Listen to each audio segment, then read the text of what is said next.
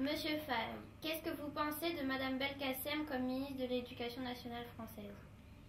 Alors, ce que j'en pense, alors d'abord, c'est tout à fait curieux, cette nomination pour cette Madame Vallaud-Belkacem, donc, ministre de l'Éducation nationale, elle a 36 ans, elle n'a pas tellement d'expérience. J'en pense que c'est un moyen idéologique de gauche, voire d'extrême gauche, pour compenser des mesures sociales libérales, mais qui n'en sont pas vraiment d'ailleurs, prises par le gouvernement Valls II. Il s'agit en réalité un peu d'une espèce de miroir aux alouettes. Comme Madame Pellerin à la culture, elle sera évidemment complètement incompétente. Madame Pellerin, dont la culture, Madame Pellerin, Fleur Pellerin, qui succède donc au poste de ministre de la Culture, qui avait été inauguré quand même par André Malraux, Madame Pellerin qui a une culture de karaoké en réalité. Hein. Donc là encore, on a que c'est un geste purement politicien, on a quelqu'un qui n'est pas compétent. Madame Belkacem est une idéologue, une passionnariat idéologique, qui avait lancé les ABC de l'égalité, c'est-à-dire en fait la théorie du genre à l'école dans le primaire. Et toutes les mesures qu'elle va prendre vont aller dans le sens évidemment d'une aggravation. Parce qu'il faut rappeler une chose, c'est que dans l'éducation nationale française, c'est que nous avons 1 million de salariés dans l'éducation nationale française. C'est-à-dire qu'après l'armée chinoise, ça doit être l'administration la plus puissante au monde.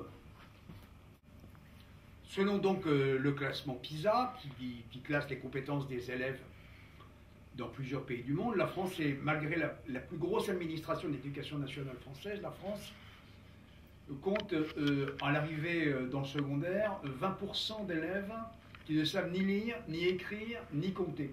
Donc on peut dire globalement que l'éducation nationale française n'instruit plus, il n'y a plus réellement d'instruction, mais que c'est un système purement idéologique qui est en but à une faillite absolument totale, absolument complète, vérifiée par le fait que beaucoup de gens maintenant veulent évidemment mettre leurs enfants dans le système privé. Donc l'école de Jules Ferry est complètement morte, du fait de deux grands phénomènes. D'une part, l'effondrement du système sélectif, l'effondrement du système méritocratique qui avait été le symbole de l'école de la République, qui avait été le symbole de l'école de Jules Ferry.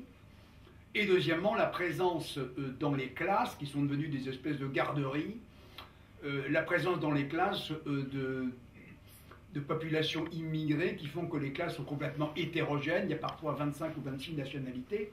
La conséquence étant que l'école de la République, aujourd'hui, fabrique beaucoup plus d'inégalités qu'auparavant. C'est-à-dire que quelqu'un qui vient d'un milieu populaire a très peu de chances de recevoir une bonne éducation. Il est maintenant rigoureusement impossible, du fait paradoxalement de l'égalitarisme, il est maintenant rigoureusement impossible à quelqu'un qui vient des classes populaires d'avoir gratuitement une bonne éducation. Alors qu'autrefois, c'était possible.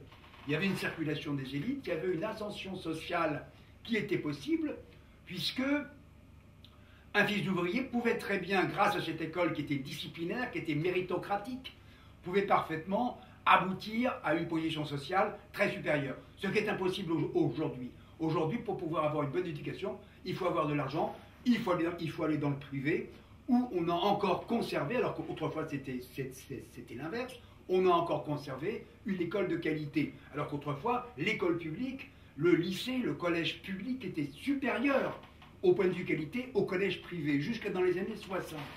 Et actuellement, on assiste absolument à l'inverse. Tous les ministres de l'Éducation nationale, les uns après les autres, ont continué d'aggraver le mal.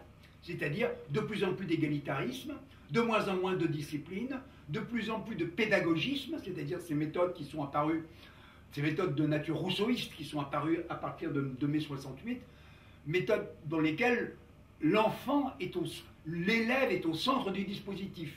Alors que normalement, c'est le professeur qui est au centre du dispositif. Donc il ne s'agit plus d'enseigner, il ne s'agit plus d'apprendre, il ne s'agit plus d'instruire, mais il s'agit de faire parcourir à l'élève une sorte de vague processus idéologique complètement flou, dont il ressort incompétent. Alors c'est grave sur le plan individuel, mais c'est également très grave sur le plan collectif, parce qu'on fabrique des générations incompétentes qui ne pourront pas dès le milieu du XXIe siècle, qui ne pourront pas assurer la relève sur le plan de la culture, mais aussi sur le plan scientifique.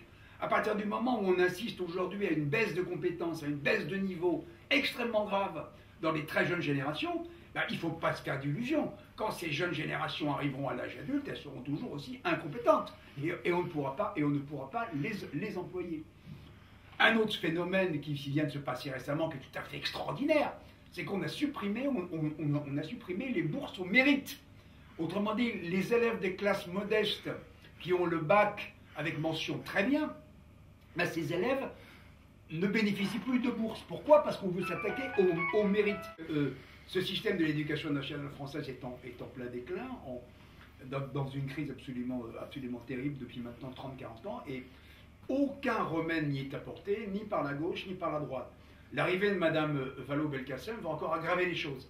Parce que Mme Vallaud-Belkacem est une idéologue d'extrême gauche, un peu comme un médecin qui prescrirait de plus en plus de mauvais remèdes, finalement, à un malade. Là encore, comme dans beaucoup d'autres domaines, comme dans le domaine de la protection sociale, comme dans le domaine économique de manière générale, ou dans le domaine de la criminalité, dans le domaine de la délinquance, de l'immigration, etc., les choses ne font que s'aggraver parce qu'aucun responsable politique ne prend le taureau par les cornes.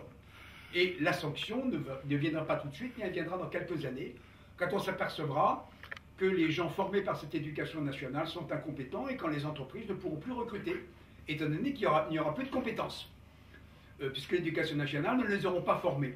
Et finalement, le grand paradoxe de toute cette politique égalitaire de gauche dans l'éducation nationale et ailleurs, qui a été globalement mise en place depuis 1968, c'est créer une société à deux vitesses. Une société à deux vitesses, c'est une société extrêmement inégalitaire, qui est paradoxalement issue de l'égalitarisme lui-même. Puisque tous ceux qui seront passés par l'éducation nationale, et de plus en plus, et qui viennent de milieux modestes, eh bien, n'auront pas reçu, je ne dirais pas d'éducation, parce que le terme ne veut rien dire, n'auront pas reçu de savoir, n'auront pas reçu d'instruction. Ce seront des incompétents, ce seront des nouveaux barbares. On le voit dans le classement PISA, mais on le voit dans beaucoup d'autres classements dans les universités françaises. Contrairement à ce qui pouvait se passer jusque dans les années 50 et 60, le niveau global des universités françaises, de l'école publique, primaire, secondaire et supérieure, finit par devenir le plus mauvais de tous les pays développés. Voilà. À votre avis, Monsieur Faye, pourquoi l'État français actuel a besoin d'une dame marocaine pour son éducation française? Alors ça, c'est un peu comme Madame Dati. Le fait qu'elle soit d'origine marocaine, d'ailleurs, n'est pas quelque chose en soi de choquant ni quoi que ce soit. Mais c'est un peu comme Madame Dati, qui a été mise à la justice et qui n'avait pas de compétences spéciales en la matière. C'est comme Madame Taubira, qui est d'origine guyanaise, qui n'avait pas de compétences en la matière. Il s'agit là encore d'un geste idéologique en faveur de ce qu'on appelle, ouvrez les guillemets, la diversité, fermez les guillemets. Donc c'est purement idéologique, on ne nomme pas les gens en fonction de leurs compétences, on les nomme en fonction de leur origine pour donner un signal idéologique à l'extrême gauche et à un certain électorat, ou en fonction de leur sexe. Par exemple, cette idée de parité, qui est une idée complètement absurde, selon laquelle il faut un quota par sexe, et non pas selon les compétences. Quand on recrute des gens, que ce soit dans une entreprise, que ce soit dans un gouvernement, que ce soit n'importe où, on ne les recrute pas en fonction de leur origine ou de leur sexe, on les recrute en fonction de leurs compétences. Si c'est une femme plus compétente, on prend une femme. Si c'est un homme, on prend un homme. Mais là, il s'agit de faire une espèce de parité, autant d'hommes que de femmes, avec un pourcentage, un quota ethnique de diversité. Alors c'est extrêmement grave, parce que, là encore, le mérite et la compétence ne sont pas reconnus. C'est un peu la doctrine politiquement correcte de la discrimination positive. Alors c'est évidemment extrêmement grave, parce que on nomme à des postes ministériels très importants des gens qui non seulement ne sont pas compétents, mais vont faire une politique strictement idéologique, comme on le voit avec la catastrophique Madame Taubira à la justice, qui fait, alors que la criminalité augmente, une politique qui vise à supprimer l'emprisonnement, donc un signal extrêmement fort aux délinquants, qui va avoir comme conséquence une explosion de la délinquance, encore plus que et de la criminalité, encore plus que ce que l'on connaît aujourd'hui. Et dans l'éducation nationale, on va avoir exactement la même conséquence, c'est-à-dire une explosion de l'incompétence